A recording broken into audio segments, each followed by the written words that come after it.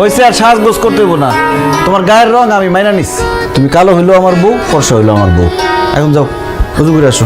মা আমি মাত্র হাত মুখ ধুই। আজকে নামাজ পড়তে ইচ্ছা করতেছে না, খালি খাইতে ইচ্ছা করতেছে। খাওয়ার সময় তার কও না যে আজকে খাইতে ইচ্ছা করতেছে না, কালকে খাবো না। তাছাড়া তুমি যে আজকে রাতে বাঁচবা তার কোনো গ্যারান্টি আছে? আল্লাহ না করো আজকে রাতে তুমি মরে গেলা, তাহলে তো বেনামাজি। কিছু পারি না। কি আল্লাহ কি বলতেছো? তুমি নামাজের সূরা কিরাত নিয়ম কানুন কিছুই পারো না? না পারি না, আসলে অনেক ছোটবেলায় মুক্তবে গিয়ে পড়ছিলাম তো কিছুই এখন আর মনে নেই, সব ভুলে গেছি। হ্যাঁ বলে কি? তোমার কথা শুনে মনে হইতেছে তুমি জীবনে কোনোদিন নামাজই পড়ো নাই। বকুল না হয়ে ভণ্ড হওয়া দরকার ছিল। তুমি আমারে বলছো যে তুমি কোরআন তেলাওয়াত করতে পারো, কিন্তু তুমি সূরা কিরাত নামাজের নিয়ম কানুন কিছুই পারো না। তুমি আমার মিথ্যা কথা বলছো না? আমি তোমার উচিত শিক্ষা দেবো, দেখো। টেলিফোনে এটা আমি কারে বিয়ে করলাম?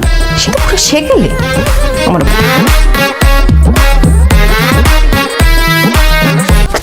দাঁড়ান তো, এত সকালে আমার আপনি কই নিয়ে যাইতেছেন? চুপ করো তো, কোথায় যাইতেছি গেলে বুঝতে পারবো। আসো।